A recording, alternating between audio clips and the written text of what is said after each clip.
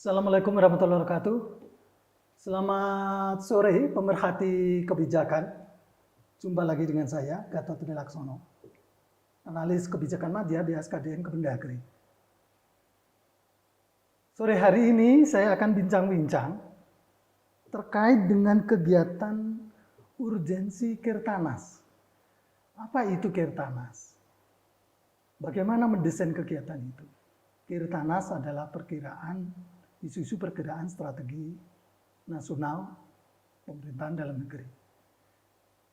Untuk membahas terkait dengan kegiatan Kirtanas tersebut, desain kegiatannya, sudah hadir bersama saya sore hari ini narasumber yang menemani saya, guru saya ini, yaitu Bapak Profesor Syarif Hidayat PSD, peneliti utama BRIN. Terima kasih Prof. Selamat sore. Sehat ya Prof? Iya. Sama-sama.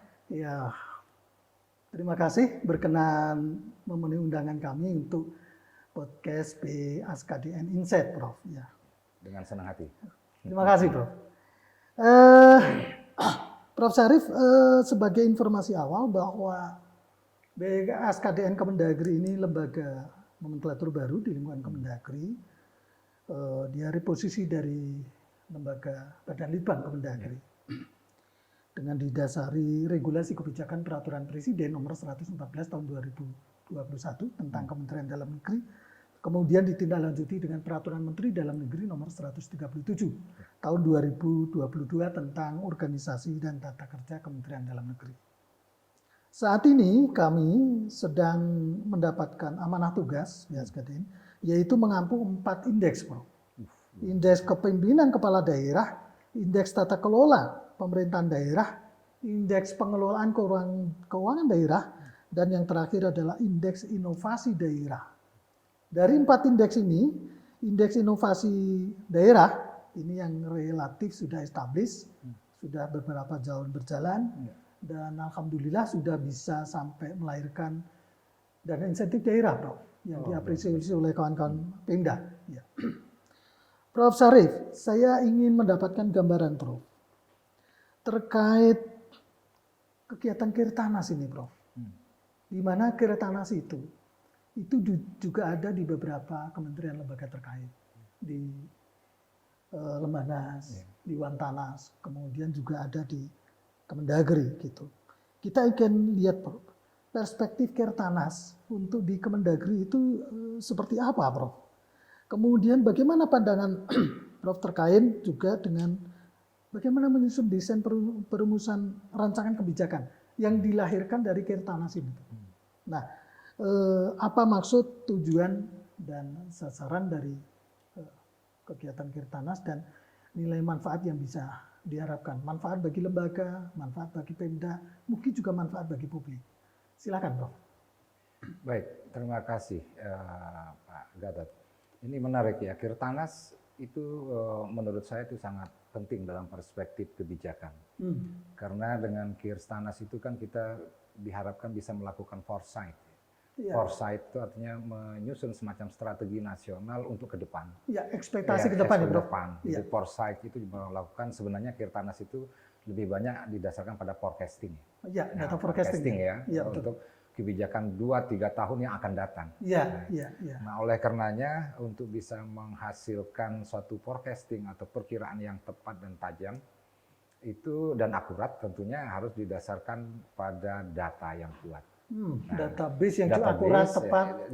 Harus ada data yang kuat dan akurat, dan yang belum cukup ini harus juga berdasarkan analisis. Nah, ini pentingnya tenaga analisis. Karena dialah yang nanti akan memaknai data-data tersebut, menganalisisnya, dan kemudian meramu data-data tersebut sehingga menghasilkan rekomendasi-rekomendasi yang tepat, tajam, dan akurat tadi. Nah, ini data tidak akan berbuat apa-apa tanpa dilakukan atau dijembatani atau dimediasi oleh analis. Jadi sehebat apapun data, kalau staf analisnya juga tidak hebat, nah ini tentunya juga belum bisa akan menghasilkan forecasting yang tajam. Jadi ini dua-duanya penting. Nah, jadi ya artinya selain memperbaiki data dan metode, ya tentu meningkatkan kapasitas dari para analisnya. Oh, Nah, iya. ini menjadi sangat Iya, penting iya, ke betul, depan. betul. Nah, lantas bagaimana tentang Kirtanas yang ada di kita ini, di Kemendagri dibandingkan dengan Kirtanas di KL-KL yang Iya, lain? iya, Ya, iya. ya tentu yang membedakan yang paling utama adalah tupoksi. Ya. Iya, Jadi Kirtanas yang di Kemendagri ini kan dirancang untuk mendukung tupoksi dari kementerian, ya tentu tugas dan fungsi Pak Menteri, iya, iya. Menteri Dalam Negeri. Iya. Nah, oleh karenanya berbagai kajian forecasting atau perkiraan strategi ke depan itu ya tentu merupakan turunan-turunan dari tugas dan fungsi utama dari Kementerian Dalam Negeri, terutama dalam tata kelola pemerintahan dalam negeri. Nah, itu antara lain menyangkut persoalan pemerintahan umum, menyangkut persoalan otonomi Iya, daerah, iya, masalah, betul. masalah dirjen Pol, masalah politik dan Iya. keamanan, dan itu Keamanan, ya dan ketertiban dan Iya. umum.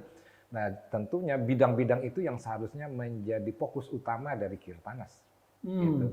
Sehingga bisa melakukan semacam forecasting menghasilkan suatu kebijakan yang belum terpikirkan hari ini oleh orang umum, tapi kemudian dari pusat kajian kita ini, strategi kita ini sudah bisa memproduksi kemungkinan rekomendasi-rekomendasi 3-4 tahun ke depan, sehingga apa yang memungkinkan kemungkinan buruk terjadi itu sudah bisa dicegah sebelumnya. Atau justru sebaliknya, sudah bisa menyodorkan kemungkinan terbaik 2 tahun yang akan datang. Jadi nggak perlu nunggu 2 tahun yang akan datang, bisa dipercepat itu. Nah, kira-kira begitu. Iya, Prof. Saya tertarik, Prof. Jadi Kirtanas itu ketika kita sudah komitmen untuk masuk di kegiatan itu, yang pertama kita harus siap dengan kebutuhan data yang kita butuhkan apa. Itu menjadi penting. Urgent, data yang tentu real time, bisa dipertanggungjawabkan, dan bisa data yang bisa dilakukan analisis. Yang kedua, kita butuh pengembangan kompetensi untuk tenaga analisis. Ya. Dan di kami ini BSKDN juga ada tenaga jabatan fungsional baru, Prof, yaitu statistisi untuk membantu melakukan analisis. Persoalan lain, Prof, apakah dengan 2 faktor ini diharapkan sudah cukup menghasilkan nanti rekomendasi kebijakan dari Kirtanas, ataukah ada faktor lain, Prof? Artinya gini, Pak, di dalam melakukan analisis, datanya sudah tersedia, kompetensi SDM-nya sudah mumpuni, kemudian apakah ini juga membutuhkan misalnya visual analisisnya, Prof, grand theory-nya, bagaimana mendapatkan itu, Prof? Metodologi di dalam menganalisis berbagai banyak metodologi, tapi bagaimana teknik melakukan pilihan-pilihan metodologi, Prof? Baik, ya tentu saja bahwa ketajaman analisis itu juga sangat ditentukan oleh alat analisis. Ya, jadi kalau kita gambarkan alat analisis itu adalah sebagai pisau, kayak gitu. Kemampuan kita untuk mengiris daging itu berkualitas tinggi atau tidak juga sangat ditentukan oleh kualitas dan ketajaman pisau. Selain adalah kualitas dan kemampuan si personilnya sendiri, si analisnya sendiri, yang SDM ya tadi. Nah, pisau tadi itu kalau di dalam analisis ilmiah dan termasuk kebijakan, itu adalah teori. Jadi teori itu banyak, dan kemudian yang membedakan apakah teori ini memang tepat atau tidak, nah itulah kehandalan kita memilih dari sekian teori-teori yang ada itu. Nah, seperti pisau gitu, pisau bisa digunakan untuk memotong daging, pisau yang sama bisa digunakan untuk memotong wortel, bisa digunakan untuk membedah ikan. Tetapi bagaimana kemudian kita bisa memilih pisau yang tepat, pisau yang sama ini, tetapi untuk membelah timun misalnya. Nah, disinilah kemampuan memilih teori, ketepatan dari teori. Nah, disitulah di dalam pemilihan alat analisis, makanya tidak cukup hanya menjelaskan saja isi teori, tetapi juga harus mampu untuk menjelaskan mengapa teori ini dianggap tepat. Dan belum berhenti sampai di sana, analis juga harus menjelaskan bagaimana teori itu akan digunakan.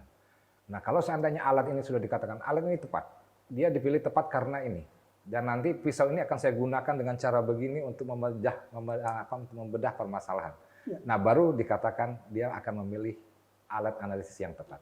Tapi kalau baru hanya mengatakan ini pisau dan pisau ini adalah isinya ini, kualitasnya ini, tanpa menjelaskan relevansi dan bagaimana menggunakannya, nah itu masih diragukan kehandalan dari teori. Iya, iya. Prof, dari Kirtanas ini juga apakah dia membutuhkan supporting data yang dihasilkan dari evaluasi program, Prof? Atau data review program juga bisa membackup untuk kebutuhan data di dalam mengukur untuk forecasting? Keterkaitannya di mana, Prof? Ya, kalau kita melakukan forecasting itu kan sebenarnya kita harusnya analisisnya berdasarkan longitudinal data. Longitudinal data itu data kalau kita berdiri pada hari ini, ya tentunya juga harus forecasting itu harus didasarkan pada data sebelumnya, sebelum hari ini, dan kondisi real pada hari ini, dan untuk kemudian memprediksi 2 tahun ke depan, nah kayak seperti itu. Nah oleh karenanya data time series itu menjadi sangat penting sekali ke dalam melakukan terutama foresight ini. Gitu. Nah kalau melakukan forecasting dengan menggunakan data time series yang longitudinal itu semakin panjang rentang waktunya diambil, misalnya 5 tahun ke belakang kemudian dijadikan dasar untuk forecasting ke depan, itu akan semakin kuat. Ya, misalnya 10 tahun ke belakang, nah itu kemudian dijadikan rentang ini dianalisis dan ditemukan semacam rangkaian peristiwa, rangkaian persoalan yang terjadi. Nah, baru kemudian digunakan untuk memforecast ke solusi ke depan. Ya, contoh misalnya begini. Hari ini yang muncul kita lihat itu bisul. Hari ini. Nah, lantas langsung kita kemudian yang kelihatan bisul langsung mengatakan ini operasi bisul ini. Padahal ini belum tentu harus dioperasi, belum tentu bisul ini. Ini bisa jadi sudah cancer. Kenapa? Karena kita hanya melihat hari ini bentuknya nonjol. Tetapi kalau kita tarik ke belakang, ternyata awalnya dulu dia dari luka kecil, tidak diobati. Kemudian menjadi luka menjadi besar, kemudian bengkak, kemudian itu bertahun-tahun. Dan hari ini kemudian jadi bisul dan kelihatan nonjol. Nah setelah dianalisis seperti itu ternyata ini sebenarnya bukannya tumor lagi, ini sudah masuk ke cancer 1. Nah oleh karenanya solusinya ya bukan dioperasi, langsung dibuang bisulnya, tetapi harus dengan operasi dengan sinar laser. Nah itulah forecasting rekomendasi yang tepat. Gitu. Iya, iya. Tertarik sekali saya Prof dengan apa yang disampaikan Prof barusan, pentingnya data forecasting. Iya. Sehingga selama ini kan kita hanya terkait dengan data-data kita lakukan by accident, data yang kalau sedang berjalan, Prof ya. Kita jarang mengukur yang sifatnya forecasting. Nilai manfaat forecasting ke depan itu menjadi urgent, menjadi penting bagi pengambilan sebuah keputusan. Iya. Tetapi Prof, untuk mendapatkan data-data yang bisa diolah sampai mendapatkan forecasting, tentu juga tidak mudah. Tentu ada tantangan, ada kendala yang bisa dihadapi. Bagaimana membedah itu Prof, antara tantangan dan kendala untuk kita bisa melakukan data-data forecasting? Kolaborasi data forecasting, untuk basis data. Artinya kolaborasi itu bisa kita untuk menyusun database sendiri. Nah, seperti yang dilakukan oleh Kemendagri sudah punya data inovasi, indeks inovasi daerah. Nah, itu supaya dijaga terus ya agar dia berkesinambungan sehingga mungkin pada tahun ini baru 3 tahun, 4 tahun, tapi bayangkan di tahun 2030 dia sudah menjadi data series di tahun 2030 dan akan menjadi data berharga untuk melakukan forecasting ke depan. Kalau tidak bisa melakukannya sendiri, kita kolaborasi. Nah, kemudian kan kita sudah mengenal ada wali data di Indonesia. Nah, kayak gitu. Nah, oleh karenanya, misalnya data tentang pertumbuhan ekonomi, kita bisa akses data time series dari BPS, misalnya seperti itu. Kemudian data tentang indeks demokrasi Indonesia, nah itu juga kita bisa akses ke BPS dan juga dengan Bappenas. Gitu. Nah, dari situlah perlu ada semacam membangun network dan harus ada semacam MOU, dan karena kita tidak semua bisa kita kumpulkan sendiri, biaya cukup tinggi, tapi juga harus ada jaminan bahwa data itu bisa diakses. Yang jadi persoalan ini kan kalau tidak ada kesepakatan secara formal, ketika akan diakses, kemudian dia mendapatkan kesulitan dengan berbagai macam kendala. Gitu. Jadi kesepakatan yang diformalkan itu juga menjadi sangat penting. Apakah bentuknya MOU dan lain sebagainya. Gitu.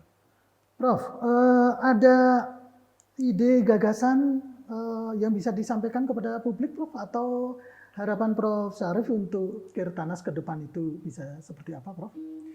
Ya, saya tentu berharap sekali ya dengan Kirtanas ini, karena salah satu kelemahan dari kita dalam mengambil keputusan dan kebijakan selama ini, saya istilahkan cenderung berdasarkan penggalan peristiwa.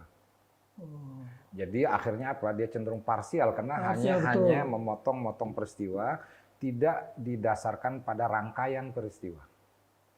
Nah, untuk bisa menghasilkan solusi yang tepat bagi bangsa, itu menganalisis suatu persoalan tidak boleh berdasarkan penggalan peristiwa, tetapi harus berdasarkan rangkaian peristiwa. Nah, untuk melaksanakan analisis berdasarkan rangkaian peristiwa dan menghasilkan rekomendasi yang handal dan tajam tadi, Kirtanas itu solusinya. Nah, saya kira filosofis Kirtanas harus ada di situ. Nah, oleh karenanya kemampuan dari tim analis untuk mengumpulkan data, meningkatkan kapasitas, nah itu yang ya tentu tuh dana ya, tentu itu menjadi sangat penting. Itu menjadi sangat penentu untuk melakukan semacam gebrakan-gebrakan out of the box ke depan, sehingga Kemendagri itu bisa mengatasi dan bisa menyelesaikan suatu persoalan, tidak cenderung hanya berperan sebagai pemadam kebakaran. Setelah kebakaran baru dipadamkan, tetapi sudah bisa mencegah kebakaran sebelum terjadi. Kirtanas, saya kira itu salah satu solusi yang tepat. Terima kasih, Bos. Ada barangkali closing statement, Prof? Silakan, Prof. Saya kira lagi-lagi Kirtanas maju terus dan saya menaruh banyak harapan. Dan walaupun ini sudah ada beberapa tahun sebelumnya, tetapi ya tentu suatu proses kita tidak bisa akan mendapatkan hasil yang instan. Tapi saya tetap optimis bahwa kegiatan Kirtanas ini akan menghasilkan rekomendasi kebijakan yang bersifat out of the box ke depan. Baik, terima kasih Prof. Sarif. Bincang-bincang singkat sore hari ini, pemerhati kebijakan, banyak masukan yang bisa kita peroleh bahwa ke depan kita harus siap dengan pentingnya data yang sifatnya forecasting. Dan data-data itu harusnya menjadi valid, menjadi bagian evidence base kita. Untuk mengolah data dibutuhkan pengembangan kompetensi SDM aparaturnya, yang memahami tidak hanya pengolahan data, tetapi juga memahami bagaimana melakukan pemilihan kepada metodologi yang dilakukan untuk menjadi visioanalisisnya tepat dan relevan. Nah, data-data forecasting ini menjadi urgent untuk menyusun strategi kebijakan dan pengambilan keputusan. Ini merubah mindset kita. Selama ini kita hanya berdasarkan pengolahan data-data yang sifatnya parsial, tidak komprehensif. Nah, Kirtanas menjadi penting karena itu menjadi data-data yang komprehensif. Penting sekali, Prof. Dan terima kasih dengan waktu yang singkat, Prof. Sarif membuka mindset kami. Ya, mudah-mudahan pemerhati kebijakan yang melihat tayangan ini juga terbuka mindsetnya. Mungkin kawan-kawan di daerah juga saatnya untuk mempertimbangkan juga, Prof. Penyusunan Kirtanas untuk dilakukan di Pemda, Provinsi, Kabupaten, Kota ya, Prof. Ya, dengan isu-isu yang bisa diangkat tematik yang sesuai dengan kondisi yang menjadi sebuah pilihan kebijakan. Prof. Sarif, terima kasih menemani kami. Mudah-mudahan bincang-bincang sore hari ini bermanfaat untuk kita semua, pemerhati kebijakan dimanapun berada. Saya Gatot Trilaksono, analis kebijakan Madya BSKDN Insek, pamit undur diri. Terima kasih.